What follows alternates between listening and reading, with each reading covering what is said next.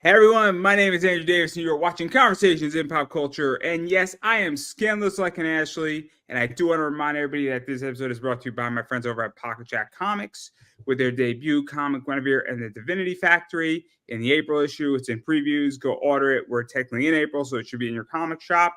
Also, they're on Whatnot, and go to the Pocket Jack Comics Whatnot channel. And right now, you get a $15 credit by using my coupon Andrew. And you can also get an additional 15% off some awesome cover work. So go check that stuff out. But I know about that because I have with me probably the top comic writer and publisher of the year so far, Darren Davis. So welcome to the show. Hey, thanks for having me. Appreciate it. And we're not related with the Davis. No, we're all one gigantic clan. We are all one gigantic clan. That was New York too. New York based.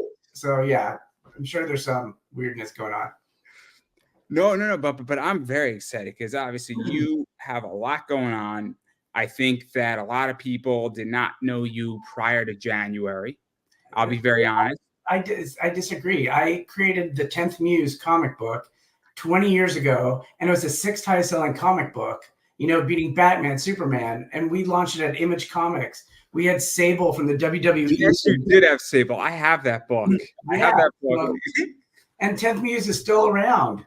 So yeah, people forgot about us maybe, but we have been publishing for 20 years. We also did Legend of Isis at Image Comics. We did all the stuff with Ray Harryhausen, like Ray Harryhausen Presents, and we did. They ended up making Wrath of the Titans as a film. We worked on William Shatner's fiction books. So people forget because when we do these biography comic books, people think that, no, we haven't done, we did Logan's Run for about 5 years. So, and Adam West, Misadventures of Adam West, all the fun stuff, lots of fiction. So let's actually talk a little bit about this because I know obviously you from January. I know obviously a little bit of 10th Muse. And I forgot a little bit because obviously things get all messed up in comics. But it's one of those things where, you've done a lot. And so what is Tidal Waves? I think it was something before Tidal Waves. It morphed into something else. There's potentially other divisions because that's the other thing too, is that sometimes names change. Yeah. Sometimes companies evolve. And so that's why people say, I remember Darren Davis. Right. I thought he was at a different company, and now he's at this company. And then Blue Water turned into Storm, and then Storm turned into Stormfront, and so that was a whole mess. So honestly, we started at Image Comics as Tidal Wave Studio or Tidal Wave Productions, and we ended up leaving Image, and then we went to Avatar, and Avatar was a nightmare, and we brought it's so bad. And so we ended up deciding to self-publish. And so we came up with Blue Water Productions. And so we were Blue Water Productions for such a long time. And then we got a TV show deal for Insane Jane that we ended up having to change the name really quick because otherwise they wouldn't have made it. And because there was already a Blue Water Productions. And so we wouldn't be able to have like our name on it. And so stupidly, I had a side business when I was doing rep work with when I was representing all like the top artists in the industry, doing the PCM covers, doing all the stuff. And it was called Stormfront Entertainment. And so stupid me, my Stormfront Entertainment was, and this is being super blunt, my Stormfront Entertainment was like in the early 90s. I was working with Alex Sinclair. We were doing DVD menu design. And so I had an LLC for that. So I just changed it quickly to Stormfront Entertainment, not knowing that it was a white supremacist group. So everybody, including Bleeding Cool, called me a white supremacist, all this stuff. They called me a Nazi, especially weird because I'm Jewish. So it just that didn't even make sense. So I quickly changed it to just Storm. And Storm was just not a strong enough name. And it's really hard to do a Google search for Storm Comics and not have X-Men Storm come up. So then I just, Tidal Wave was a big thing back in the, early 2000s, and we just went right back to that. So that's the drama behind it. Yeah, because it's interesting because you've done a lot of stuff, and you've done a bunch of stuff in comics, and then you did a bunch of biography stuff, and it's kind of an interesting situation because you have done, I guess, the Top Cow sci-fi type book stuff, and then now you're in. Yeah. When we first launched an Image, we used to be called the Mini Top Cow. And fun story is the 10th Muse has a lightning bolt on her face, which you can kind of see there. And so because this comic book did so well when it launched, I got called into Top Cow's offices. And they said, well, this looks too much like Velocity, and so we might sue. And then I pulled out Ripclaw and I go, okay, so who's this? And then they kind of just shut up. So, because Ripclaw, Wolverine, all that stuff. So, yeah, that was. So we're just producing this now. It's called the Guide to Tidal Wave Universe. Look how thick this is. We have done so many books and characters and all this type of stuff. This is 20 years. So, but no biographies in this one. So, I mean, it's just fascinating, and I love comic history. I love, the history of comics. I really enjoy going all the way back. I'm a big manga guy, and I enjoy the 1950s manga too. But I love 90s. I love the 90s. I think the best run of Batman was in the 90s. Norm Brayfogle was one of my favorite artists ever.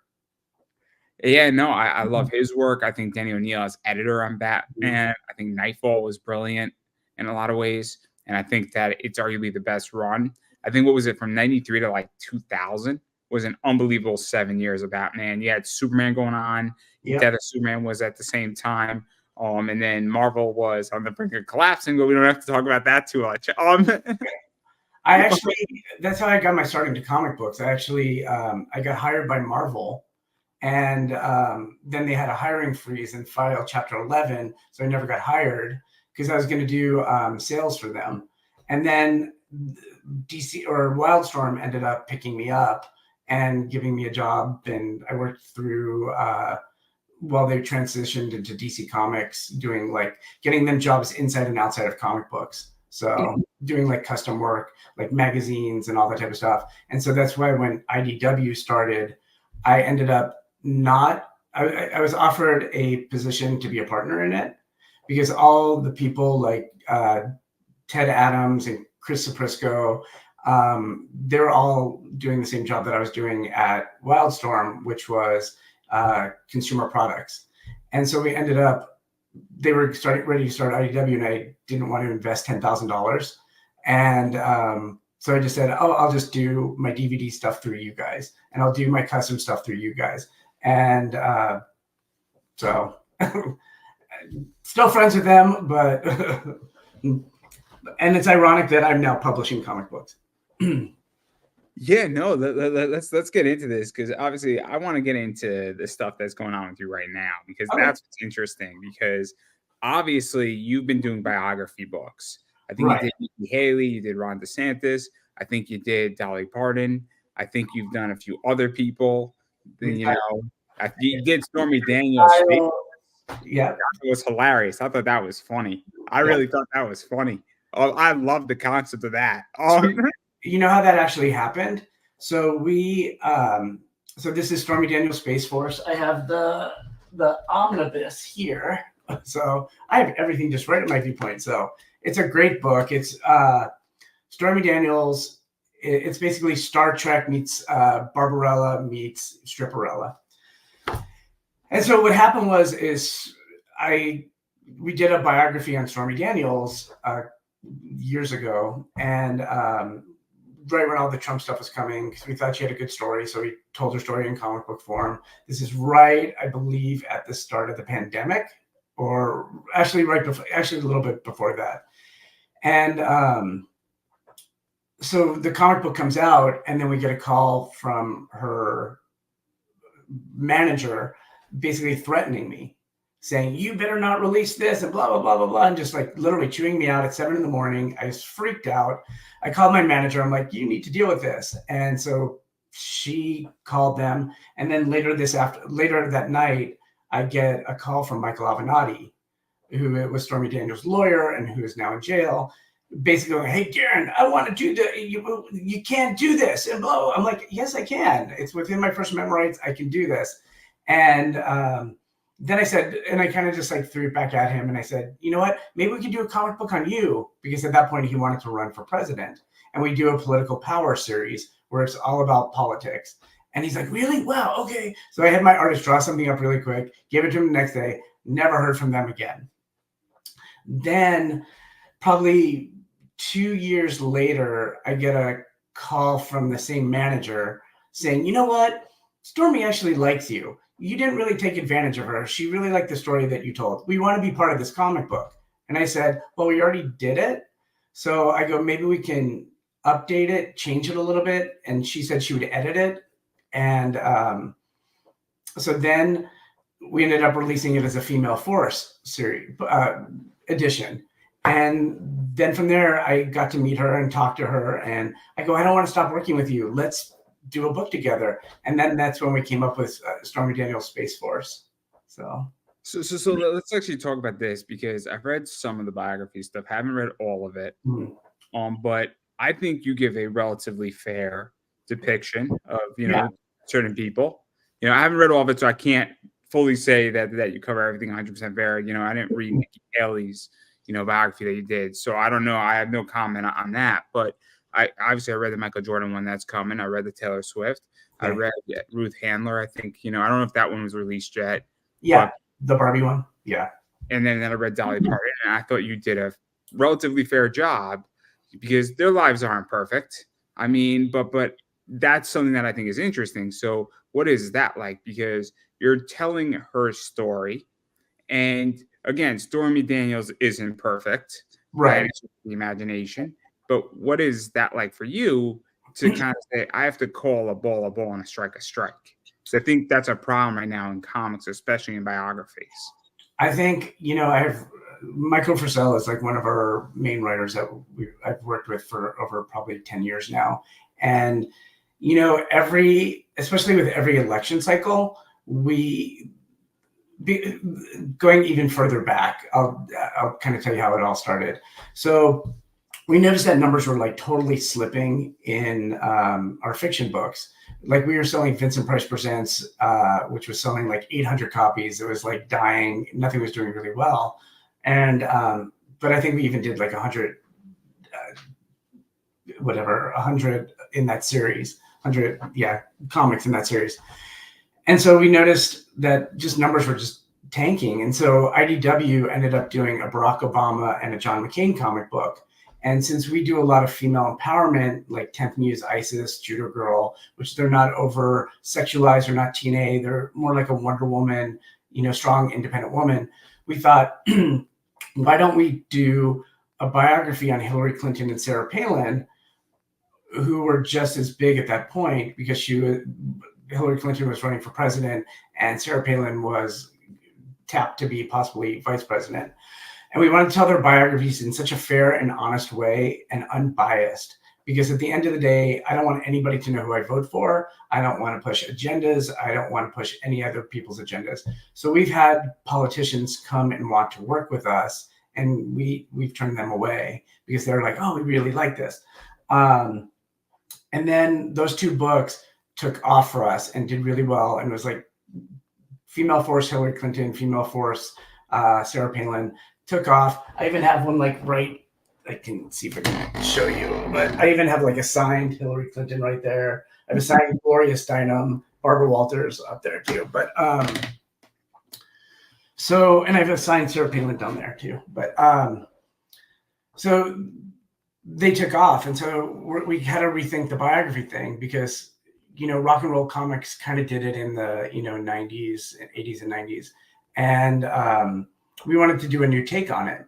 And so, as I said, we did the Female Force series, which was the first one, and we wanted to tell it with a female empowerment angle to it. So whether you liked either woman, you do have to respect them for all their accomplishments to where they've gotten to.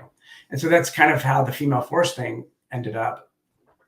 And then we decided to jump into politics. And so, I think the first one we did was on Colin Powell. And from there, we did Barack Obama and, everybody else and whatever. And so what ended up happening is that every election cycle, to kind of go back to your question a long way around, so every election cycle is kind of different for us. So this election cycle, it was mainly Nikki Haley and Ron DeSantis were the two front runner people that we decided to do comic books on.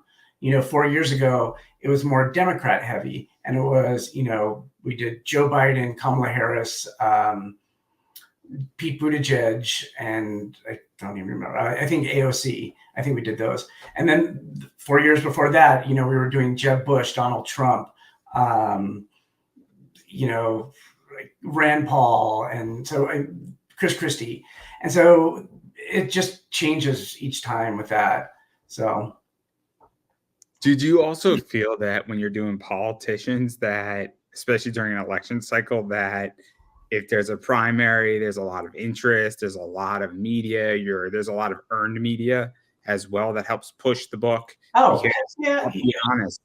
100%. I know if I'm going to do a Donald Trump or Joe Biden comic book, it's going to get picked up. Doing the Nikki Haley comic book, it got picked up by Fox News. I know when we do these market themselves. So, I mean, because I'll be very honest, I interview certain people because I know the interview is going to market itself.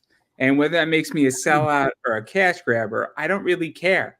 Because guess what? When that does that, and then that interview gets 2,000 views, it gets me 50 subscribers on YouTube, that trickles down to everybody else. Right. At the end of the day, it's a business, and this is the way that I choose to work and make money. And you know what? If People Magazine, Time Magazine, Entertainment Weekly are doing, biography kind of things, we're just telling them in a different demographic. My background is in entertainment. I worked at Entertainment Television, right out of college, worked there for 6 years, ended up working at Lionsgate and USA Networks. So I know my way around the media world. And so, yeah, I know if a Taylor Swift comic book, like today, I have a deal with Reuters that is announcing the Taylor Swift comic book, that the Taylor Swift, let's see if I can find it, sequel. So we just announced, so this is, the sequel. So this is the regular versions and stuff. And so I know, as I said, I know how to utilize the press and, and give them also what they want. It's kind of fun. But at the end of the day, I'm not going to do something or somebody that I am not going to be able to sleep well at night. And that gives me a perfect segue to one of the biggest controversies that we've ever had is, and I can grab this. This is worth me getting up to go grab it. Hold on. Oh, snap. Oh, I have this idea on my wall. Is this the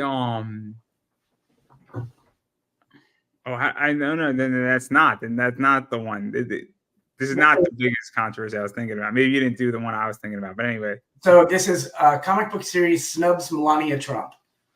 So this is Fox News on a slow news day. I believe it was maybe 2 years ago, I think. A year ago, maybe. I don't even remember. So I woke up and I look at the news. I'm doing all this stuff. And then I go to Twitter and I look at Twitter and I see, comic book company snubs Melania Trump is trending. And I'm like, what idiot company is doing that? And I'm like, oh crap, that's us. I'm like, oh my God, what's that? What? Wait, what? I'm like, why? You're not snubbing Melania Trump.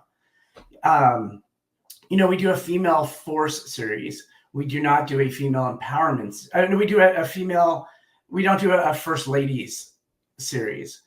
And so it was a slow news day on Fox News for some reason, because it was on 4 of their programs. And my favorite one was, basically, literally, like, it was so weird because they just started showing all like the liberal comic books that we've done. And then, but nobody mentioned, okay, we've done Nancy Reagan, we've done Condoleezza Rice, we've done, Michelle Bachmann, we've done Sarah Palin, we have done Nikki Haley, all this stuff, Amy Coney Barrett. So and then my favorite one was Laura Ingraham was complaining about it on her show. And then some guy turns around, one of her co-players, they go, they did one on you. So this is after she's like slamming me for being all liberal. They were this liberal comic book company. So I ended up kind of being annoyed by it. And this is kind of one of those good presses is not all press is bad. And so I had a friend of mine help me formulate a letter to Fox News. We sent it to them and everybody and blew it out. And they ended up having to do a retraction the next day on air.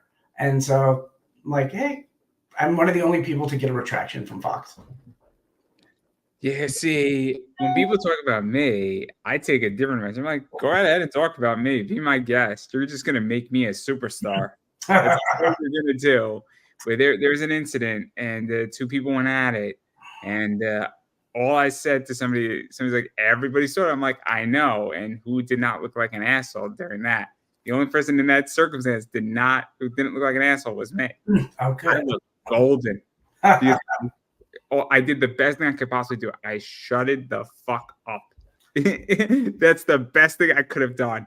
Because and then it just blew up, and then 2 days later in comics, it all just went away. Yeah. Sometimes. So just to finish the Melania, and then I'll tell you the other thing too, is so the Melania Trump thing is that we didn't snub her. We just I truly, and this is not to slight her or anything, I asked people, can you name me 5 things that Melania Trump has done other than she speaks 5 languages and she's pretty? And I was like literally being honest, because she really hasn't done a ton to warrant a comic book. And so we did a Jill Biden comic book. And so that's why they were kind of comparing it. You did one on her, but not her. And I'm like, there's just not a lot of content. And I'm sure she's a good mom and she's whatever, but it just, we don't do for all first ladies. So. No, I'm not criticizing. But then the word, I think probably one of the worst stories that we had was the BTS Army. Is that the one? Was that? I don't know what this is. So BTS is the K-pop band. So they have this BTS Army. They're like huge. They're like this international huge band. K-pop. They're like top 40 here too. They don't like us. They did not like the fact that we were doing a comic book, and they literally had hundreds of thousands of people coming after me and the writer, and calling him a pedophile and all this type of stuff, and just literally making up stuff that they ended up going onto Amazon and writing like really bad reviews before the book even came out. And so we had to have those taken down. And it was so, I've not had that much aggression towards a comic book ever. And it was pretty scary too, because I ended up getting death threats. So it really wasn't, it was, and that book only came out like probably December. It's pretty scary. Yeah, so let's actually talk about that before we get into Taylor Swift. So what is that like? Because in my experience in comics, and obviously I'm a fan and I buy and sell books, Mm-hmm. I don't think I've ever been threatened. I've dealt with unsavory characters. I've dealt with people who are difficult clients. I've dealt with people who are trying to pull fast ones on me, but I've never had a death threat against me. But I do know that the comic world is becoming, in my opinion, a little unhinged, might be a good way to put it. Where I think it 5 years ago, it was way more stable and people in it were way more stable. And this is just what I think. Yeah. I think it's sometimes it can be the most unprofessional profession. It just, I had Comicsgate people come after me, and that was not fun either. And, they harassed me and that type of stuff. And once again, got death threats from that too. Just because I called out I'm not even gonna give her even attention, but one of our characters that we created, 10 years ago looked super similar to this one character that this person did. And I was kind of shocked. And I literally just asked like online, hey, did you see this? And then she just went ballistic after me and then had all her little minions and all that little stuff. And she ended up blowing up like the other way bad, I guess. I guess backlash happened to her after this because I just finally let it go. And I was just like, we have lawyers. I'm not this independent comic book company who just jumped into comic books and we're a business. We've been in business for 20 years, or 24 years. And we have lawyers, we have managers, we have agents, all that type of stuff. We're a professional company. And so people cannot always just get away with saying whatever the hell they want either. No, I agree. I think, and this is just my opinion, is that has happened in the last 5 years. Really started, I think, COVID, in my opinion, allowed a lot of people felt they could get away with a lot of stuff. Yeah. And I think it's actually swinging the other way. And I think a lot of people are going to learn a very valuable lesson that if you openly disparage somebody, it's no longer being tolerated by a lot of people. And I think there's going to be one or two, and I'm not a lawyer, but I think there's going to be one or two cases in the next 3 or 4 years where somebody in comics is going to get hit hard. And I think it's going to restabilize the industry on a professional level. I really believe that's going to come if it doesn't happen sooner. But again, that's just what I'm thinking. But I'm not a lawyer. I'm not going to profess about being a lawyer. But I think there is going to be somebody who crosses a line, and they're going to get slammed for it. Yeah, I would agree. I've talked to lawyers about this. And yeah, slander and libel is a thing. So I think it's going to be less and less tolerated in this community. And it's only going to take one person. It's only going to take one person to do it. But I digress on that point. Because this isn't fun. This isn't the fun stuff that you've done. No. The fun stuff you've done is Taylor Swift. Yes. So how did this come about? Because that's what we all want to know. So what people don't think, people think like, so as I said, I've been doing comic books. I've been doing the biography comic book since 2008. And so just going down the pipeline, we've done the political stuff. Then we did this Fame series, which, is like Justin Bieber and, Selena Gomez and all these like pop stars and that type of stuff. And then we also do tribute. So people that have passed and that type of stuff, like Michael Jackson and, that type of things. But then what people don't realize is that 10 years ago, I did a Taylor Swift comic book. It was called Fame Taylor Swift. And we ended up working with her people on it. She was dating a guy, or she wasn't dating. Britney Spears was dating her manager, which was Jason Tradrick.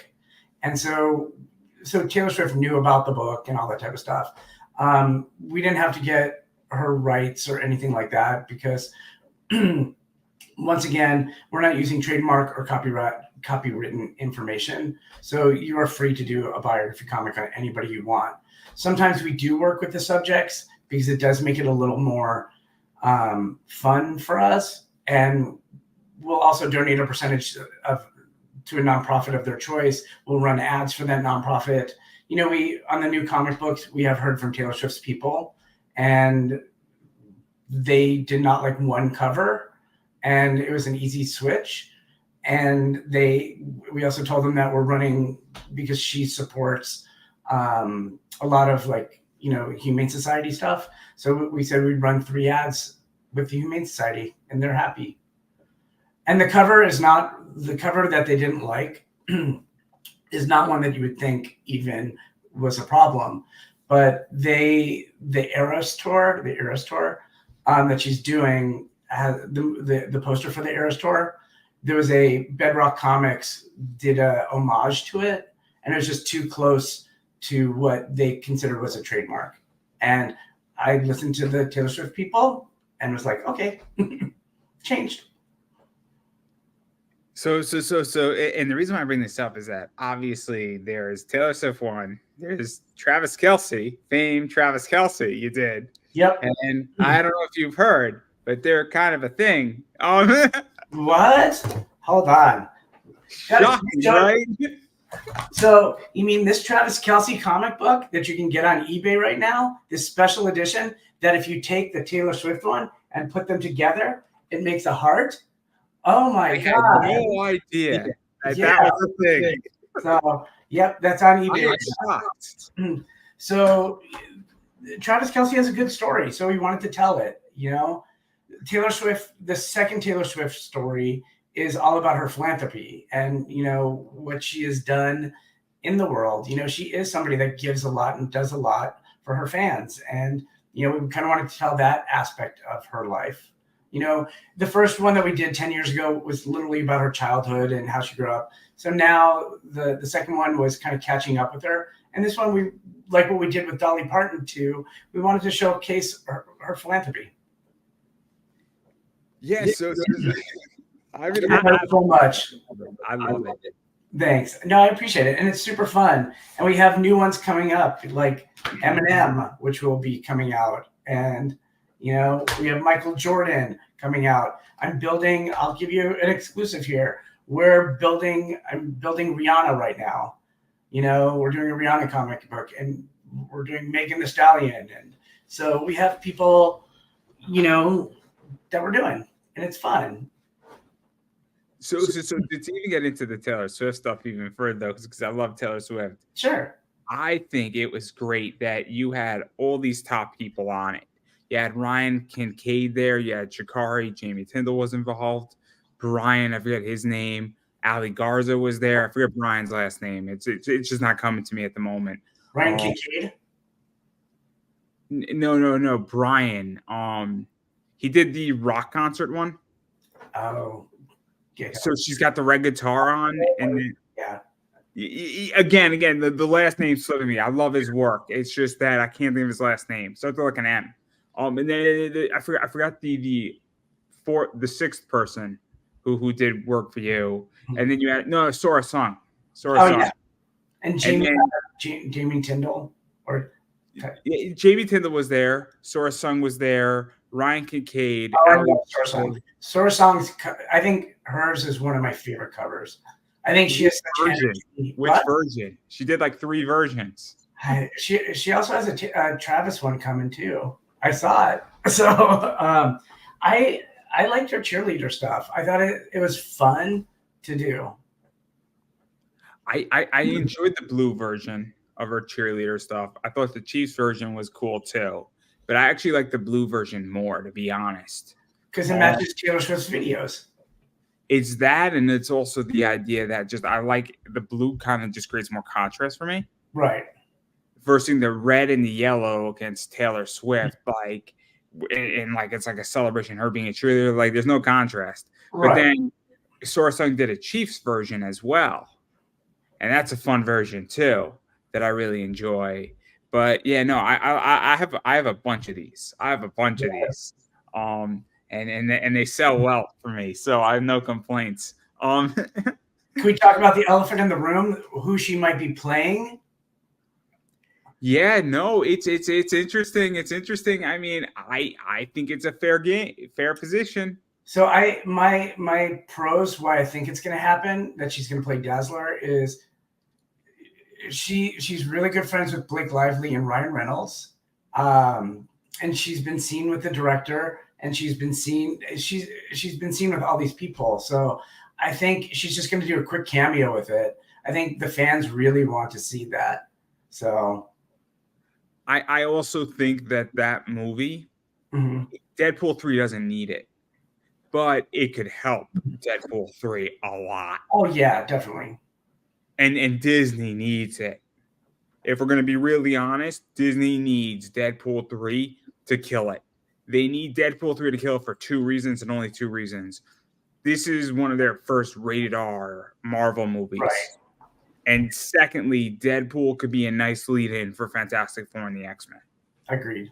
Yeah. So they need it badly. And if she can make them another 20, 30, 40 million, it gets them that much closer to a level. Or furthermore, it just gives them that social media pop they need. Right. So that's why I think she's going to be in that movie, because even if they paid her $10 million to be in that movie, that's pennies for what she's going to bring. She is what Logan Paul is to WWE right now. Yep. And here's a fun cover. I don't know if you saw this one. But I did see that. I did see that one. Those sold out quick too. The foils. no, this one is still up on eBay. I think I have 2 left. Is that the metal? This is the metal, yeah. Oh, that's a nice one. Yeah, the metal covers. So I just learned about metal stuff like in the last year, and this stuff is so cool. And it's like kind of weird to collect my own stuff. I'm like, oh, I like this. I want this. So I have metal comics. I enjoy my metal comics. they're so cool. I enjoy foils and I enjoy metals. Right. I also enjoy like showcases. I don't know if you've seen a showcase. So oh man, like so a showcase, it's like thicker, almost like museum paper. Oh, okay. So Sean just released essentially something with Merc Mag with a showcase. Jamie and Sean released one, and it's kind of like more archival, thicker, cleaner, and they grade out better. Oh, they do? Okay. So the showcase might get a 9.9. Hey, our new printer that we're using now, Greg Horn got his first, like I saw the 10 on the Taylor Swift 10. I even tried bidding on his 10 on what's on his what's not convention. So yeah, we're getting a lot of 10s, and we got a lot of 9.9s. So I don't know though. I mean, I take the John Cena position, and Dave Portnoy had a whole discussion about pizza, and John Cena's like, you have to give out the 10, and Dave's like, but if you give out a 10, you got to reserve the 10 for something that really matters. So I'm not too sure if I want a lot of 10s hanging out or 9.9s hanging out in comics. We're sorry that we print good quality. No, it could be a 9.8. I'm totally kidding. It could be a 9.8. I know you're kidding. That's why I'm arguing. It could be a 9.8, but like I feel like a 9.9 or a 10, like I don't want like 900 Taylor Swift 10s hanging out. No, I don't either. So that's why I wanted it, because I wanted the special edition that I was bidding on this thing. That's how ridiculous it was. I was bidding on my own comic that I sold to him. That's amazing. It's absolutely amazing. But what is this like? Because obviously you started working with Comics Elite. They have a bunch of exclusives for this book as well. I think they had their own Source Song exclusive. I think they did the Shikari Chiefs book that sold out really quickly on Super Bowl Sunday. And so what is that like too? Because obviously Sean knows what he's doing. I had Sean on, I think 3 weeks ago. Who's Sean? Sean. From Comics Elite. And I stopped fucking. Sean we've become partners on some of this stuff.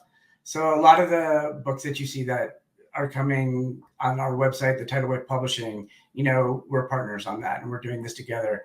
He made kind of a snarky comment on Facebook, and like when we had this Taylor Swift comic book came out, and 4 or 5 people reached out to me and said, you should see this. And so I took a couple days instead of responding, and I just wrote him a text. I'm like, hey, saw what you said. If you want to talk, I can teach you how to do this or whatever, blah, blah, blah, blah. And it turned into this amazing partnership, friendship. He has taught me how to do, variants, how to get all these other people like Greg Horn to do variants with us. We have some big, gigantic people coming out soon that I can't mention, that I'm just so excited, that are like top. And, it's all because, Sean kind of, in a weird way, just like you were saying, people forgot about me and all that type of stuff. And I think there are times when I was so burnt out in what I was doing.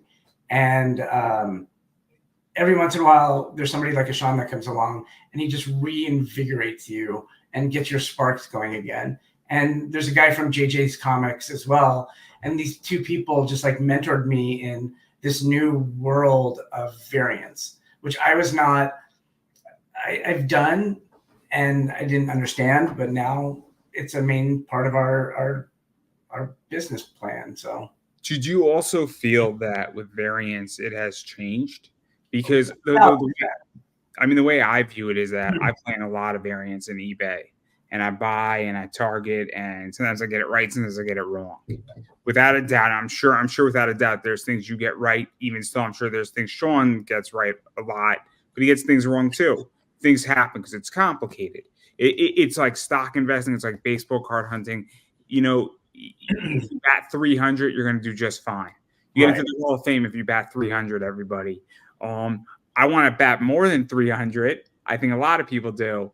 But the point is that I feel that this has gotten really complicated in the last 10 years. I also feel like it goes through cycles. It's a totally different world that I didn't understand when probably even up to 6 months ago. I didn't understand this at all. I was like, wait, what? And this is where I kind of sort of have a little bit of a problem with it is I think people that are printing the same book on top of just so people can buy the cover, and it's the same book every issue, but it's a different. You can say who it is. You can say who it is. It's just stuff that I've seen. I see stuff out there, and you're just like, and I've had people come to me and say, "Do you have I have this this naked zombie character. Do you have a zombie book?" And I'm like, okay. And I did a couple of those, which I'm not proud of, and because I was like my first real stint into it, and I didn't know what I was doing, and I was like super undercharging and all that stuff. But I was just like, oh, somebody likes me, kind of thing, and because my job is, as weird as it is, my job is very lonely. I do work from home. My Facebook, the people I work with, all the artists and the writers, I don't talk to unless online or that type of stuff. So it is kind of lonely, and doing stuff like this is fun. So, but now having Sean and this JJ guy, mentoring me and talking to like a couple times a week and that type of stuff. So, because I could tell you my issue with variants is that I think that some of this stuff gets really pricey. I think also sometimes a cover can get way out of hand. I also don't like the fact that, somebody's printing 5,000 copies of a variant, or, I mean, the Shikari stuff is a different beast collectively, where 1,000 on a Shikari is not a large number given the demand for it. And also the fact that you're not printing 1,000 of the metals. You're printing 1,000 of this one, which I think is the trade dress. And it doesn't say foil on it. I want to make that crystal clear. But it's the trade dress. Meaning everybody can get one of those for the most part. And it's a $20 book. Except for me. I don't even have them yet. I don't even have the first run yet. So my point though that I'm getting at, and where I'm going with this, is that I don't have so much a problem with that. I have a problem though when somebody's just printing a lot of a variant and it loses its value. Or when somebody's printing, like if you were to print 20 variations of this book, that to me is too far. I think you have 2 versions of the metal, 2 of the foil, and then basically you have a version of every cover and a trade dress of every cover. And there's 3 versions of that book? We don't call it a virgin with the Taylor Swift one, because and any of the celebrities. I wasn't calling it a virgin. I was calling no. I'm just saying the virgin. We don't call them virgin ones. We actually made a conscious thing with all the celebrity books that we don't want to call them virgin titles. We actually call them like no logos and that type of thing. And it just is a weird. Use the word skew. We could use the word skew. I'm just saying it's like we have trade dress, and then So just for some reason, that's one of the things that Sean and I came up with, because it's just fun. So I mean, I'll be honest. I left interviewing. So every year I don't interview from Thanksgiving to the New Year. I just take a month off. And this year I leave for 5 weeks, and everybody starts using paper copies, foil copies, metal comics. And I'm like, guys, it's just a regular edition. It's a foil. It's a metal. It's a version of the book. It's an art version of the book. Like, when did all these people start coming up with different terms? I'm like, I was gone for 5 weeks. It's like the song about the Pretenders going back to Ohio. My city was gone. Like, that's how it feels to me. I leave for 5 weeks, and this is what happens. That's funny. So who do you think we should do next? We always take suggestions, and that's that's how the Jordan book came. I'll tell you who you should do next that I would like. So there's two. Caitlin Clark. We just talked about her yesterday. Let's put it that way. But Kobe Bryant, if you didn't do Kobe yet. We have both of those actually in the works. Michael Frisell has those on his list to write. Because those two would be cool. And then, yeah, I'll throw a crazier one out there. Conor McGregor would be wild. That one has come across us, but It'd be tricky. It'd be tricky. Yeah, we haven't done him. Yeah, he's any of the UFC, WWE kind of things get a little trickier. So, but now that he's acting, who knows? I don't know what we're gonna. He could be interesting. I mean, if you already did Kelsey, you should do the other Kelsey. The only problem with it is he just retired, so I'm like, and then we probably will be doing. Sorry, let me explain why you should do Jason Kelsey. There's this scene that you have to put in the book of him just drowning a 6-pack, watching his brother play. Oh. And I'm telling you, that's the cover. That's the cover. Is that right there? Oh, put that in a foil. Oh my God, you could have a field day. Make the beer can just spot foil it. Oh my God, even better, even better. And I can get advertising from the beer company. Here's the can. We've done that before. We've done product placement and stuff. The amount of money that you can make. Oh, you could do so much with that. You could do so much. You just kickstart that cover alone. We have talked about doing Kickstarters for these, but then I did Kickstarter when it first started, and I worked with a young adult novelist, best-selling New York Times bestseller, and it just did not do anything. And I just got so burnt on doing a Kickstarter. So let me ask you about this, because I can tell you how I feel about Kickstarter. I love Kickstarter. Mm-hmm. I'm getting really burned out as a consumer on Kickstarter because I'm owed right now. I've backed like 130 campaigns. I'm owed like $30. Oh. They're all 8 months or longer in delinquencies. And you've had my money for probably a year, and I want my product. I'm sorry. I paid for a book or a novel or a graphic novel or a service or a toy, whatever it is, and you are a year late from when the campaign started to ending, telling me the book was supposed to be here, and now we're a year later. Where's the book? I get it. That you're a week late sometimes on shipping, Tidal Wave and Comics Elite. I'm okay with you guys being a week late. That's not late where you're like, oh man, the books were just printed yesterday. Sorry, buddy, we're a week or two late. That's fine, because guess what? That's 6 weeks. There's a big difference between 6 weeks and a year. Right. The difference is 46 weeks. Oh, no, I 100% agree. 90% of the stuff that I do or have solicited or put out there is done. As I said, I'm working on the Rihanna book, and that doesn't come out, I think, till July or something like that. I literally have books on my schedule for March of next year. So, I'm a big opponent of staying on time. I think it's because I got my first start, as I said, working at DC, and, and also just being in the business world, if you're going to put something out there, have it done. So, don't tease something and then, so yeah. I also think that Kickstarter has gotten away from its mission, where the issue of Kickstarter is that, and look, things evolve, and I'm not going to go beat somebody up for evolving with the times, but it's to kickstart your project. Right. Meaning that you should be on Kickstarter when you can't do this yourself. And now what's happening is that people have money and they have big backings, and they say this is the easiest and fastest way how to go direct to a consumer. And you have major companies on Kickstarter when they can legitly do this themselves and they don't need to be there. I have seen those, and you just kind of like look at it, even just as a fan. I'm like looking at it going, why are you doing this? Like legendary comics, which, who I'm not a fan of anyway, because Legendary did Wrath of the Titans. the movie, which I ended up getting screwed on. So they stole our movie from us.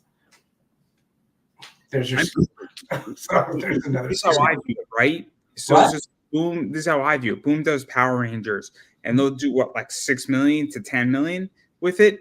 I get it. You're doing the graphic novel. I'm not gonna tell you you can't be here, but I'm kind of saying, Boom, you should have the money to do this without Kickstarter. Yeah. And I get that you're doing it, and I understand why, because there's a lot of money here. You get to do a lot of fun perks, a lot of fun items, a lot of, you could do jackets. They do jackets. They do like limited edition jackets. Like this is, if you're a Power Rangers fan, I mean, it's great for you and you love the book, and apparently it's working. But I'm also saying to myself, like, but why are you here? What there's something wrong with this on a indie level.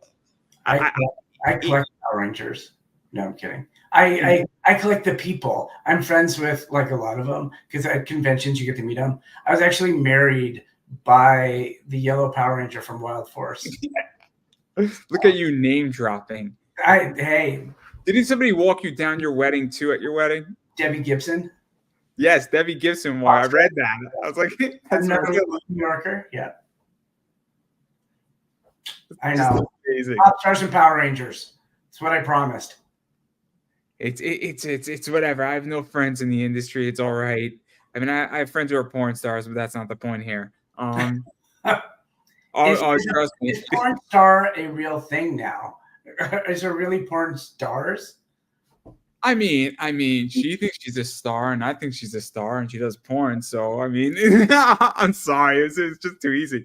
Oh my God, I mean, it's funny. I mean, this is like old school, porn stars. Back when OnlyFans and StreamMate wasn't around. Right. Boy, times have changed. That goddamn internet. Before it used to be that you needed to wait till you were at least 16. Maybe you give the guy in the video store like $5 that he lets you and your friends look at the stuff and doesn't leave you alone because he doesn't want to be there and he knows that it's a shady video store and he's like, oh guys, I'll lend this to you, but it's going to cost you an extra $5. Like, here you go. Here's a 10. Don't tell my mom. And it's not your Blockbuster. Yes, exactly. It's much better than Blockbuster. No. But I digress. But yeah, no, I would enjoy Kobe. I would enjoy Caitlin Clark. I would enjoy Angel Reese. I think Angel Reese would be fun. Don't have that one on the schedule yet, but the other two definitely. So I think somebody's dropping something at C2E2 with Kobe on it.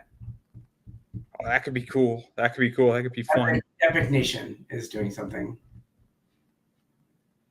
No. I love Kobe. It's way too soon. But it is what it is. But I mean, and then at some point, LeBron's story isn't done yet. But when he's done, without a doubt, you can buy his comic book now. What do you mean? I did a LeBron James comic book. You do have one? Yeah, we did it a couple years ago. I did not know that. We did it about 4 or 5 years ago, when he just became a Laker. And I'm gonna give a nod to my brother here. My brother just passed away 2 months ago, and that was the last comic book he wrote. So he was actually a comic book writer. He was supposed to always be the writer in the family, and I ended up becoming known for writing. And so I'd always have him write some books, and we co-wrote Wrath of the Titans together. We co-wrote or co-created Dorian Gray, a new version of it, and then we also, as I said, he did the LeBron as the last one. So that's crazy. I mean, LeBron is interesting, and then at some point you have to write the sequel when he plays with his kid. Exactly. There's always sequels coming. We're doing a Beyonce sequel, Taylor Swift sequel, Dolly Parton sequel, because sometimes, a lot of these times these books are evergreen. Like we did a Selena Gomez 20 years or 10 years ago. It's time to kind of update it. She's still super popular. Oh yeah, without a doubt. I mean, look, I love evergreen content. I've learned a very valuable lesson that there are certain interviews that every year that I do, and there's interviews that I've done 10 years ago that are still relevant. Mm-hmm. That's why I try not to do people like, as mean as it sounds, Victoria Justice. Do you know who she is? I don't. Exactly. So she was one of the Disney Nickelodeon people, and she was like white hot for like 2 minutes and then not anymore. Like Cody Simpson. You know, we used to just go like, okay, well, who's the Teen Beat person? Let's do those. And we want to do people that are evergreen now, or their stories are going to last a lot longer. Yeah, I'll throw a name out there for baseball. Derek Jeter is still golden. Yeah. Aaron Judge is going to be golden. You know, Julio Rodriguez, if he performs and he wins a World Series, Mm-hmm. or he, hits enough home runs, all of a sudden he's going to be golden. Vladimir Guerrero Jr. is going to be golden. So there's certain people in baseball that are golden. Hopefully Pete Alonso, I'm a New York Mets fan, will be golden. Right. Meaning that their brand, even after their time is done in baseball, will be forever. Tom Brady is a good example of that. Tom Brady is golden. Whether you like Tom Brady or you don't, right? Nobody ever thinks Tom Brady is a horrible human being. Tom Brady is relevant because he's the greatest of all time. Right. Some people like if you look at the Michael Jordan book, the problem with sports is logos, and we can't use a Mets logo, or we can't use different things, and there's not one logo in this book. And even the Nike swoosh, we didn't do. We did a Nike book. We did Phil Knight, the guy that is behind Nike. So we did a comic book on him. But yeah, we like Travis Kelce. It's really hard to do the sports people without their logos or anything like that. But we make it work. Baseball is a little trickier because of the hats and stuff. So. Yeah. It's definitely trickier for sure. I mean, look, I can tell you the hottest thing in baseball is Ohtani right now. Yeah. And 70 million a year. 70 million a year. Like, how did we get there? That's the only question I have. And you want to hear the crazy part? He's worth every penny of it. But the real story of the Ohtani, which is the sequel, is his gambler who stole 16. I was just gonna say, you want to bet that it's worth that much? I'm kidding. I mean, maybe it's worth a little less. Right. I'm a big card collector. Topps now does much stuff, and I was really hoping for Ohtani's gambler card. I was really hoping for it. I had my fingers crossed. They didn't deliver, but they did do a solar eclipse card, which is ridiculously funny. They did an eclipse. They did a card of this solar eclipse, which I thought was the funniest thing ever. Did you get it? I got it. And I sold 17 of them. Wasn't there a Bernie Sanders one too? I don't know if there was a Bernie Sanders one. They did a Mike Pence one with the fly. I think they did the Bernie Sanders sitting when he's like all grumpy, kind of there. All I know is that I meme that thing so much, and Unknown Comics did an exclusive with us for the Bernie Sanders one with him sitting like that. So I don't want everybody to hear the crack of my seltzer. It was loud. It sounded like a beer opening up.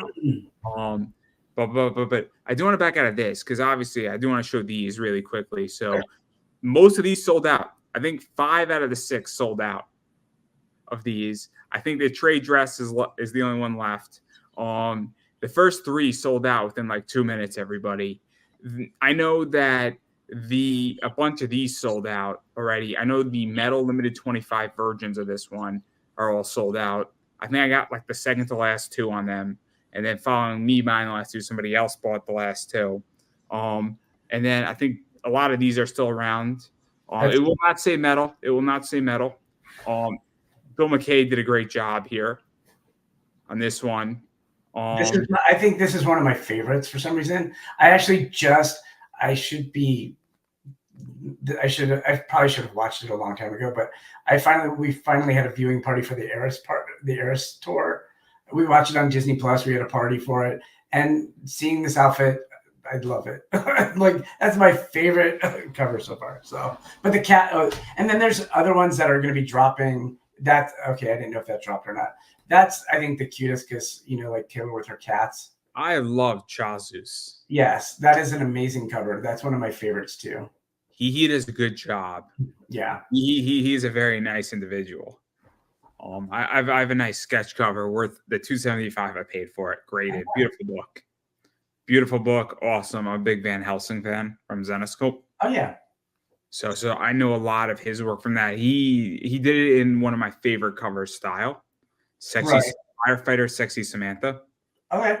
So basically, the suspenders are covering her, I guess breasts is a good way to put it, and she's in front of the Flatiron building, and she's in a fire hat, and like her fire pants are sort of falling down. And he did it in that style because it's my favorite book of all time. We haven't gotten to the nude stuff yet. That's the one thing that I've just never, and we have like the female. I mean, aren't you doing something nude soon? Are we doing a nude comic? I think, aren't you doing something nude soon? I don't know. Fair enough. I'm not going to push it too hard. We didn't. The person that we did the nude books for were just covers that had nothing to do. That was not us. So, but yeah, we're not doing. I've talked about it. I just don't know really. Let me ask you this because I'll tell you how I feel. I don't have a problem with topless, right? Right. Topless covers don't bother me. Now, I've said this where, and I'll say it, and hopefully we're not going to go into too much controversy. Like nude Taylor Swift doesn't do it for me. Yeah. That defeats the purpose of it. Right.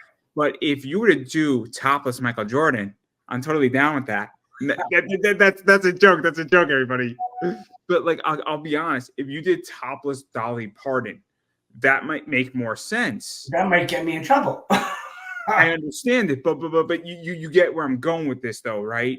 Where nude Taylor Swift doesn't work, right? But topless Dolly Parton could. I'm not saying do it. I'm not going to do it, but yeah, I would do. I'm talking more of the fiction stuff. We've never done. The worst thing. We did a crossover with Demon Slayer at Avatar, and they had the 10th Muse getting her ass spanked, and it wasn't nude, but it was just like over-sexualized. Sable topless. I don't think anybody's going to complain. No, but because at the end of the day, there still is a chance that 10th Muse can be made into a movie or a TV show or something to that effect. And if I start going down that route, it changes that. Barbed Wire with Pamela Anderson. There was never nude covers back then. Would there be now? And would they make the movie? Probably not. This is my point, though. My point about this whole position is that topless to me doesn't bother me. So I don't think there's anything wrong with topless, and I think if it's done tastefully, I don't know if it will or won't hurt somebody's ability to make something. And because I've seen things get made that had topless covers, and I've seen things that haven't had topless covers that haven't been made into movies, television shows, get options, whatever you want to call it. What bothers me is that it also depends on the subject. If you like topless Disney characters, like to me, that's just weird. What about topless Wonder Woman? I don't know. I don't have a problem with topless Wonder Woman. They're not gonna do that, but. If DC did topless Wonder Woman, I mean, I don't really foresee a problem with it. I don't. If they did topless Quiver, that's a discussion.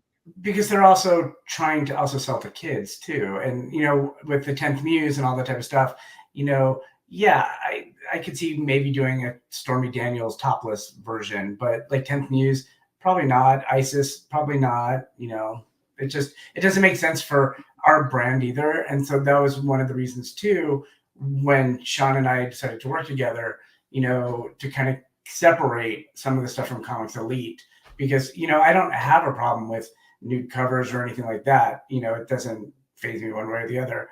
I'm not the demographic to be buying them.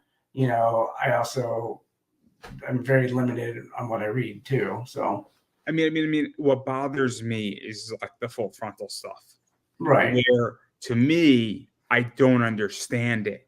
And I'm very confused on a fully naked woman on a comic cover with her legs fully spread out. And I'm kind of like, this is a little odd. I don't really get it. And I'll say it the way I say it, is that why would I want to look at a picture when I can legitimately go on Google for the real thing? Or your girlfriend, or exactly. Right? I mean, that's my point, is that why would I like to me, that's just odd. And I don't get it. And I think it's kind of crude, to be honest. Now, I'm not going to say don't do it, because there's nothing illegal about it. Right. I'm kind of like, this makes no sense to me. Like, I don't connect to it. You know, it's the same thing where, you know, I'll be honest, like, I don't necessarily, like, I enjoyed reading the Stormy Daniels book. Right. But like Dolly Parton, it's not that I don't not like Dolly Parton, but Dolly Parton, I'm not like, oh, I gotta read this Dolly Parton book. Like, I'm like, I gotta read this Taylor Swift book. Like, what's this? Like, because I like Taylor Swift. Right. And that's who our fan bases are the fans. You know, we do a Taylor Swift comic book because we want her fans to enjoy it. You know, is it, you know, like, that's kind of the point. It's like creating fandom, and you know, you're not going to pick up, you know, a Olivia Newton-John comic book, but I might. So it's like, it's all about the fan. What's the book? Like Olivia Newton-John. So yeah, I probably not pick it up, but I would. So, but I'm just saying, like, that's my fandom compared to. I was not a huge Swiftie before all of this. So I just thought, you know what, she's great. You're just saying that to protect your credibility, aren't you? What, You're just saying that to protect your credibility. Of course. No. I like her music. I think it's fine. I like pop music, but I like other music better. I like Olivia Newton-John is better to me. So many things I could say. I could say a lot of things that could be offensive right now. Hey, Olivia, you know, we got to do work with her before she passed on a comic book. You know, if you really consider what the 10th Muse, my main fiction book is, it's about the muses, Greek mythology set in modern day world. You know, what movie was like that? Xanadu. Do you remember that movie? I don't know if I remember this movie. Here, I'll show you okay. So I have this actually signed by Olivia Newton-John. This was Cindy Margolis when we used her as a photo model. But yeah, it's signed by Olivia Newton-John. But Xanadu was right after Grease. Olivia Newton-John, they were trying to maximize her, and so she did this movie that tanked, but it has one of the best-selling soundtracks ever. So I don't know this movie. I have to go look into it. Yeah, so we did the homage to the movie poster. No, it makes sense. It makes sense. I mean, you've done everything in comics, and you're going to continue to do everything. I mean, I'm excited for the Michael Jordan stuff. I enjoyed the Barbie stuff. That was cool to read because Barbie's hot, and I love Barbie.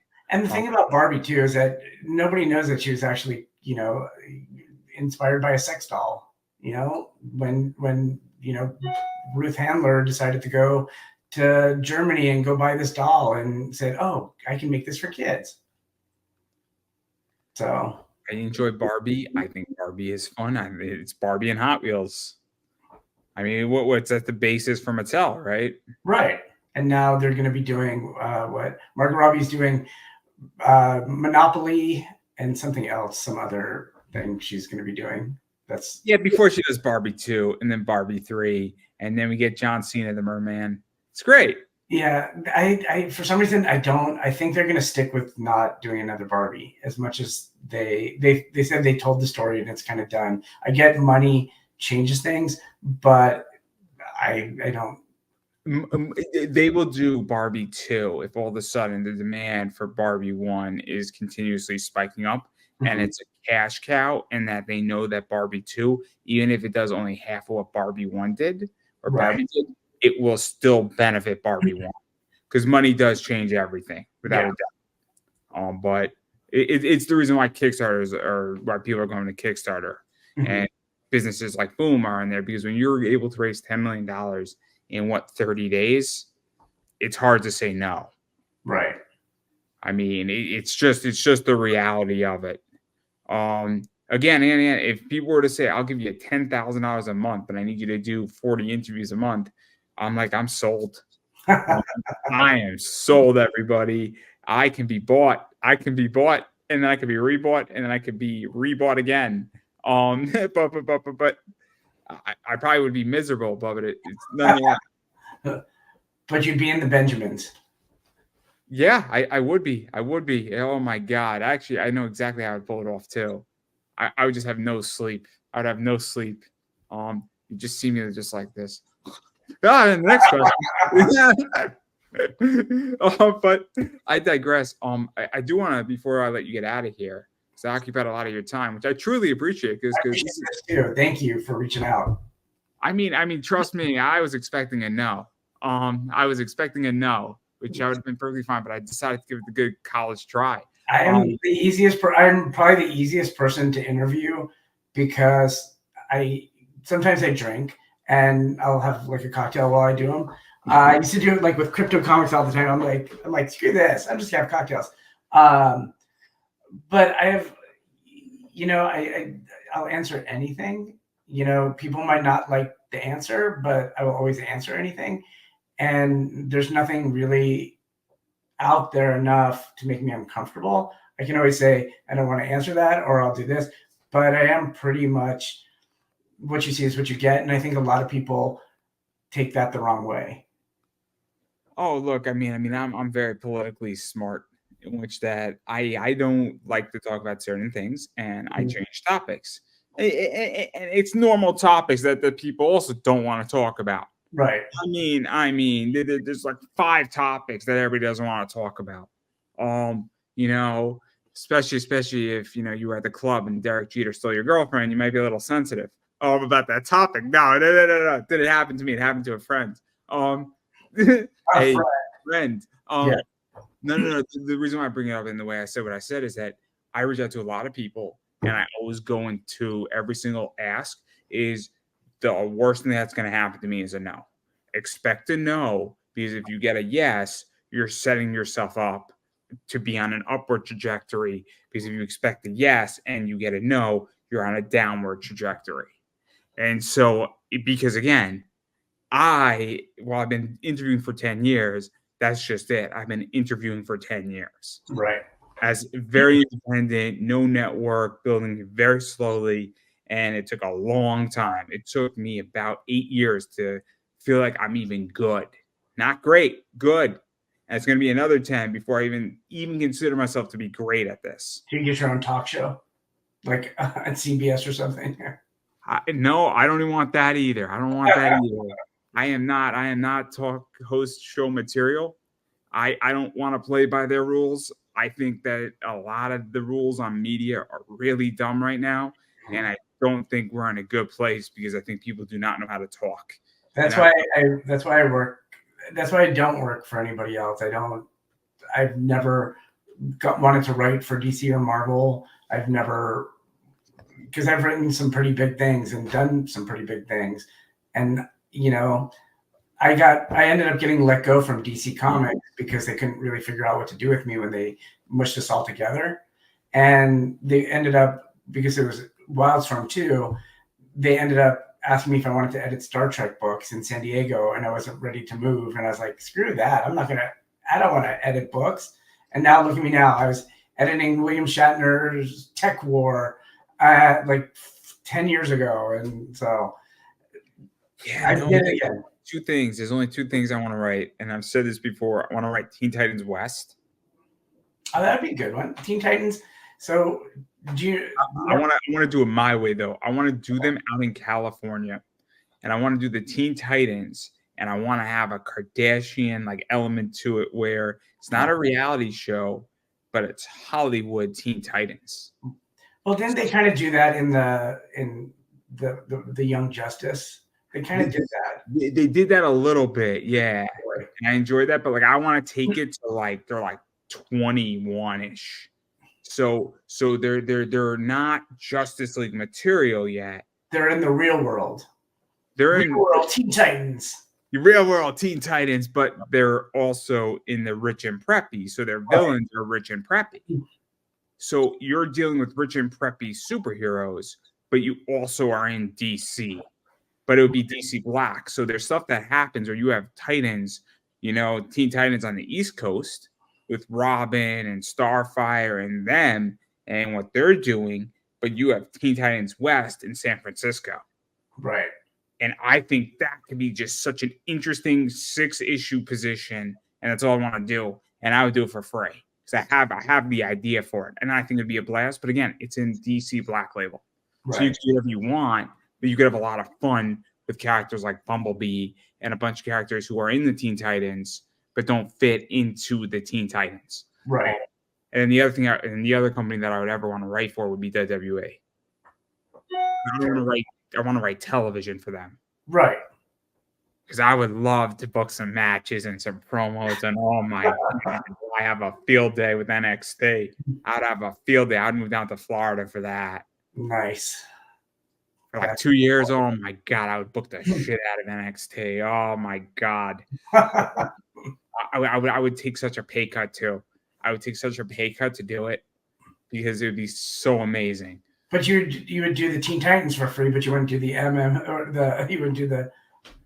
I would do it for free too to some degree. Let me put it this way: if I had to be down in Florida 2 times a month, so if I could write from my house, because I'm in Connecticut, or I could write from Stanford, I would write for free for like a year from them if I could stay put. If I had to move, right, you can't write for free at that point. You have to make money to survive. But I digress. But that's not what I wanted to ask you. Not at all. I actually want to talk about the industry a little bit with you because I'm curious where you feel it is going.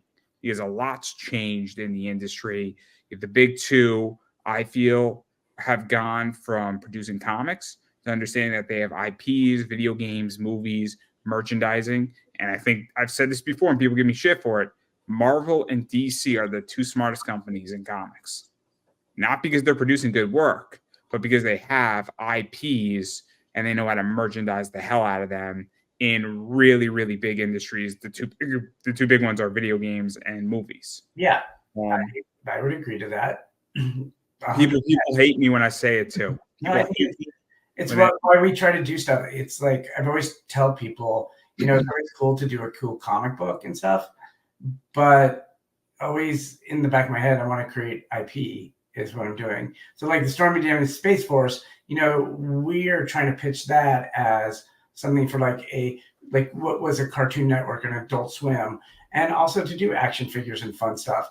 That's when I create fiction stuff, that's what we're thinking about. When we did a new version of Dorian Gray, which was like his great grandfather or whatever it was, and now he's this preppy, New York socialite, kind of high school student. We made it for the CW kind of thing, and to be that kind of a show where he's this arrogant dick, but he has to right the wrongs of the past. So because there's a missing Buffy the Vampire Slayer show that you just kind of want right now, and this would be a great void. And so that's why I try to think when I create something to do it as a good IP. And so yes, so DC, Marvel, great. I think the comic book now is that there's so many independents out there and everybody's fighting for different shelf space rather than, because it isn't all about comic book stores anymore. It's the Kickstarters, it's the internet, and there's only so much stuff that you do have to have some sort of a hook that makes it different. But I always think that's the way it's always been. Back, even when I was doing stuff through Diamond, you had to have some sort of a hook to make yourself stand out. Did you also feel, because I mean, I don't know how you feel, but there's also COVID hit, and then a lot of things were shut down. So bars, entertainment, going to the movies was all shut down. So what benefited is what you can get from your house, what you get shipped to your house. Streaming benefited massively. And I think streaming still benefits because I think there's a culture that has been developed that really enjoys that I could just flip on a switch and Netflix is there. You know what benefited for me from COVID is doing the Tiger King comic book. That re-energized me once again, and that thing took off. Oh my God. That we couldn't even keep that in stock. It was like insane. So yeah, my artist and my writer, they're like, so we just did the Stormy Daniels thing, and they go, do you want to hear a dumber idea? I'm like, sure. And he's like, let's do Tiger King. I'm like, okay. So we did the biography of the Tiger King, and we got like shout outs from all of them, Carol Baskin, and it's like so weird. So oh man, are you gonna do FTX? Are you gonna do Sam Bankman-Fried at some point? no. I have my limits sometimes. Because oh my God, the crypto bros would love you. Oh yeah, I'm not. Yeah, I think it was one of those like white hot situations. Tiger King, everybody watched it because of COVID, and and it was somewhat an interesting topic. We ended up working with PETA on it as well, so that also helped us too. So, but moving even away from my whole thing and Tiger King, as much as I love Tiger King, I mean, the way I feel right now about comics is that there was a position where there was more money in the economy during COVID, because not necessarily because there was more money, but because people weren't going to their jobs, so they weren't putting gas in their cars. People had more time. People also were not going on the train. And people weren't going to the bars, movies, concerts, shows, other entertainment conventions. And so all of a sudden, everybody didn't get a raise, but everybody had more capital. And as a result, a lot more people backed campaigns, Kickstarters, movies, played more video games, consumed a lot more media, both physical and digital. And now what I think has happened is that money's gotten tighter in the economy. I think that there's more books than ever. I mean, you're not on Kickstarter, but you're competing against a bunch of people's Kickstarters. This Taylor Swift book that dropped today competes against a Kickstarter that's going on right now with some of the same artists, which is crazy. So and that's the other thing too. And I made this argument we hear about Comics Elite, is that Comics Elite with Power Hour in many ways competes against Kickstarters. And because guess what? You don't need to be on Kickstarter to sell your book anymore. You could be elsewhere. You could be directly selling on the internet or on eBay or wherever else you want to sell. And so now I think there's a lot more competition. There's less money. Money is more expensive now. Inflation is a problem. Whatever you think is causing inflation, that's a different political debate that I don't want to get into. But and now what I've noticed and a bunch of people have said is that their digital sales are up, but their physical sales are down. I have embraced. So I always try to do. I'm just curious your thoughts on all of that. I've always kind of embraced the different, and so when Diamond kind of screwed us over, we did a Justin Bieber graphic novel, and they ended up selling 40,000 of them, and we got like more than half of them returned because Walmart did not put them out. And so we talked to our Diamond rep. We're like, okay, where is this book? And they're like, well, that's Walmart. And you're just like, okay, well, go F you, Diamond. So we left Diamond. We're like, screw this, we're done. And so then I decided, you know what, I'm just going to go. And this is right before the ebook thing just started taking off. And I'm like, let's do ebooks. So I just did a lot of ebooks. And, then we do print to order. And now we're with Ingram, which is like the #1 book distributor. And we do, like, as I said, our comic books, like this Michael Jordan thing. If you look at this and you buy this on Amazon, which is where we sell the most books, this thing alone, if you look at it, it's a cardstock cover. So this is technically, it's a little shorter than a comic book. So this is like what a comic book would be. And it's like this is the floppy kind of paper and stuff. But this is cardstock, it's gloss and it has a spine on it. So every comic book is like that for us. And it's done really well. So as I said, I'm always willing to try new and unique things. And so when Sean did come to me about all the stuff that we talked about, I was like, yeah, let's try it. So, and voila, we are here. And 24 years, I'm still at it. No, I feel you. Because again, I realize that a lot of stuff is changing in the industry. And I've also realized that I saw a lot of Bad Girl art books and books like that. I saw a lot of Zenoscope. I saw a lot of Mount Olympus. I sell a lot of stuff from Comics Elite right now. I sell several of your Taylor Swift books that do all right. Those Jamie Tyndalls are going to do fine for me. And there is a style of art that is obviously taking over, but I'm also looking for limited editions. Right. I like books that have a limited 50 print run or less. I like books that have a limited 15 print run. I've bought out print runs of people. What's the point? What's inside the books? Oh, I don't really care. But that's where the comic book. That's where I think the comic book industry. It's kind of sucky. Is that you're buying it you're basically buying a print. I'll basically explain. So with the Zenoscope book, I know it's in the book, but I'm also buying like an Ebas or an Elias Chazudis. That is a 200 print run, right? So it's a beautiful book. It's a beautiful cover. I love the cover art on it. And then, the story is Zenoscope number 75, right? So you're not anymore buying, because 75 is an okay issue. It's not a good issue. It's not a bad issue. It's a solid issue of Grim Fairy Tale. 75 came out maybe 2 years ago. So you're buying a book with a new cover from 2 years ago.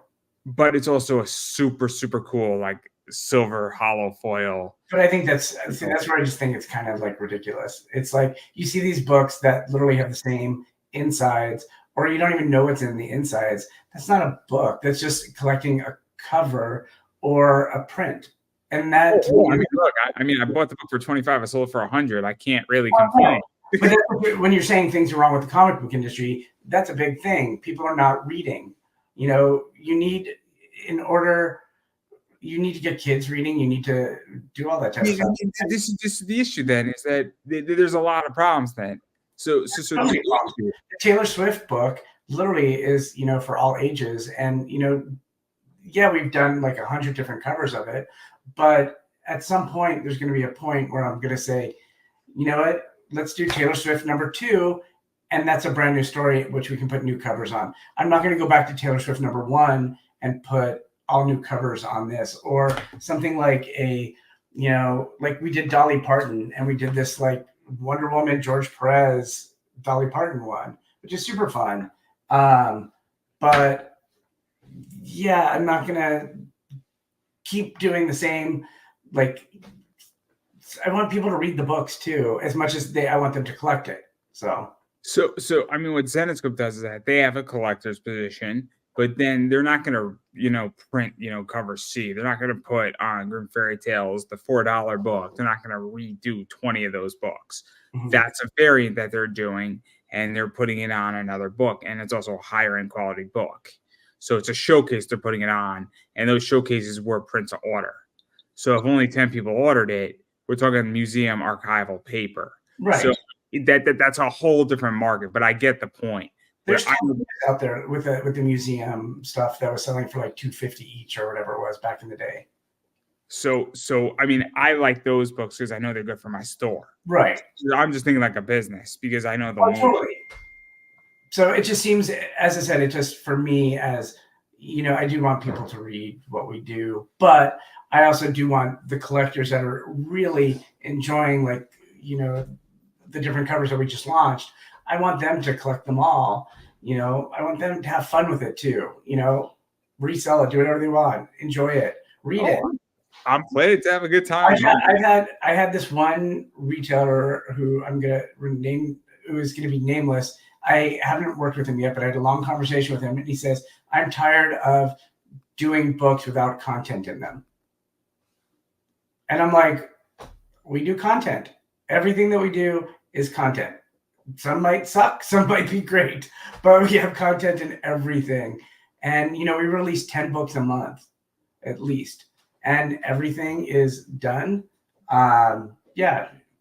So some of them we're going to like pop out and make like super cool covers of and that type of stuff. But, I'm not going to go back and do, 1077 was really good that one time, and I'm just going to redo that with a new cover. So it's just the way I'm working. So No, I'm not going to tell anybody how to run their business. If somebody wants to just do one book and then just keep popping out covers, God bless you. Yeah, and if it works, that works. But that's, as I said, I don't think that's helping the comic book industry. I think it's that's where I don't understand that world. I mean, I have my own theories on how to solve the comic industry, where again, books need to become cheaper. You know, a cover A needs to be $3 to $4 at the most. Yeah, but it probably needs to be $1, to be honest, in the supermarket. So I'll mention a name. Chuck Dixon explained it to me, where Chuck Dixon made an argument saying you need to have comics for $1, $1.50, maybe $2 in a supermarket at the checkout aisle. This way, and they need to be kid-friendly stories, because mommy takes Johnny to go shopping. She says to Johnny, you could pick out a comic book if you're good while we go shopping. And then Johnny reads the comic on the way home and leaves mommy alone. And then Johnny rereads it, and mommy could have a glass of wine. Yeah, but Johnny doesn't want to read anymore because he has his iPad in front of him. And I agree. Walmart did do that. And the problem with it is magazines are dead and they're treated like magazines. We were sold in Barnes and Noble for such a long time, and nobody bought them. And the way that Barnes and Noble treated comic books, they just basically tore off the cover and sent it back to us. And they were just trash. Nobody buys magazines anymore. And that's how they are treated. You can't, Diamond or Lunar or anybody is not going to be able to get comic books into grocery stores. It has to go through a magazine distribution company. But no, my point is that my point is that in order to do this, it's going to be complicated. It's going to take a lot of effort. It's going to take a lot of money. It's going to take a lot of logistics and operations. And I don't know this is, in order to make money, this is a 30, 40 year play, because this isn't manga. And that's the problem, because in Japan, manga is treated dirt cheap. It's like $1.50, and it comes out every single week. And people just throw it away because it's not collectible. They just want to read the story. Right. And comics, on the other hand, in America are they're not treated that way. They used to be to some degree, but something shifted in culture with that. But I don't know what to beyond that. But I think the comic industry could learn a lot from manga. Yeah, I think Marvel and DC need to advertise more. They need to advertise nationally rather than just with having TV shows. So they need to be the ones that step up and do stuff like that. Not, the independents just kind of fall down the pipeline. So. And then there's a whole nother bunch of stuff problems with comic shops. But again, comic shops are also smart, where they buy a lot of Pop Funkos and they sell a lot of that because they need to. But that's where I look at Comic Cons, and that's why I kind of retired from comic book conventions up until C2E2, which I will be at for the first time in 10 years, because I think comic book conventions, as much fun as it is to meet Power Rangers and become friends with Power Rangers, people don't care. One of the last conventions I went to, we had Ray Harryhausen with us, and people that don't know him, Clash of the Titans, Sinbad, Chasing the Argonauts, all that type of stuff. He was 90 something at the time. We had him there. Nobody cared. We could have had William Shatner at a booth. Nobody would have cared. We had William Shatner at Golden Apple Comics. It did well, but at the conventions, nobody cares about comic books. So that's because they care about anime voice actors. They care, yeah, totally. Which it's pop culture con. It's not Comic Con. Don't confuse people by saying it's a comic convention when you just don't. What is it? I mean, I don't know what C2E2 stands for, but what is it? Ohio had just Fan Expo, or Cleveland Fan Expo. It's not Cleveland Comic Con. Right, and I think that's appropriate now. So yeah. You have Awesome Con in DC. It's Awesome Con. Yeah. It's not Comic Con. It's a cool con, right? It's a fun, awesome con. No pun intended. Great name. It's like San Diego Comic Con should give free entry and free booths to comic book companies, and not just Marvel and DC, and then charge Paramount and Warner Brothers and, you know, all the Legos and all that stuff, charge them and let comic books thrive again. But once again, who knows? My little bubble's fun right now. So I feel you. I'm having a good time in my little bubble. And guess what? My little bubble's getting bigger and I'm going to have a blast. And this is why I am not corporate, right? I will never be invited to these cons, these conferences, any of this shit. And I don't know if I want to be honest. The only benefit is that I might be able to get a bigger guest. But I don't even know if I want that, to be honest. Because right now I'm doing really well and I'm growing. And in the last year, I've grown and I've almost doubled my growth from this point from last year. And I kind of like being in my bubble. And if I just continue, I'll be really independent. And guess what? When you're really independent, your ideas formulate on your own. And nobody's telling me who, what, when, where, how I can interview people. And, you know, I mean, I'll be honest, people did not like my Sean interview. And I was like, that's your problem. It's your problem. Right. People may or may not like this interview. Again, that's their problem. It's not my problem. I'm an interviewer. And then there's going to be 4 or 5 people that I'm going to be interviewing. There's actually 3 people I'm interviewing at the end of this week that people may or may not like. And I'm like, great. You don't have to like everything I do. But guess what? Because I'm independent, I get to do what I want to do.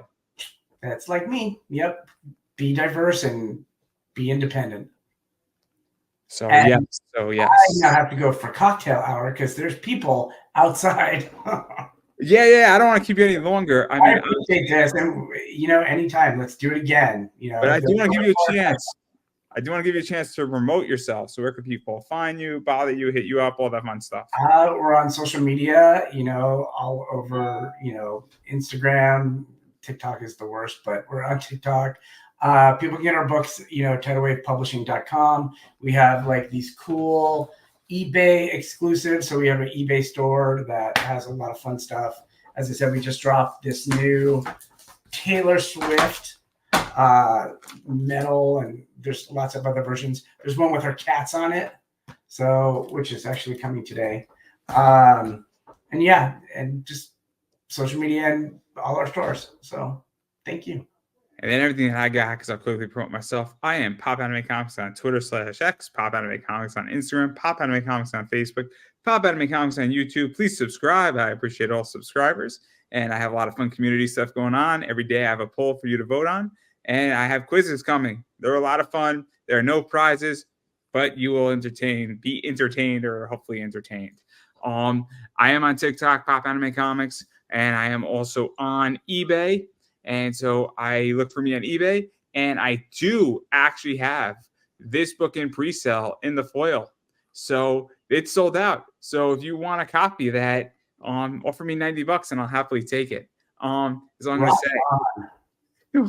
So, and then I have the art only. I'm asking 80. If you offer me 80 or 75 to 80, I may or may not take it. And then I have some trade dresses that we can work something out on everybody if you want them. And I do have this book in metal in the Virgin version of Jamie Tyndall, which is super cool. So again, a lot of cool stuff is out there. And I got some other Taylor Swift stuff too. So I got Supergirl. I think I have some Shikari stuff that the Chiefs did. And you never know what's going to come to my store. So hopefully, yeah. So that's everything that I got. And I appreciate everybody watching. And thank you so much, everybody. And I think that is a wrap.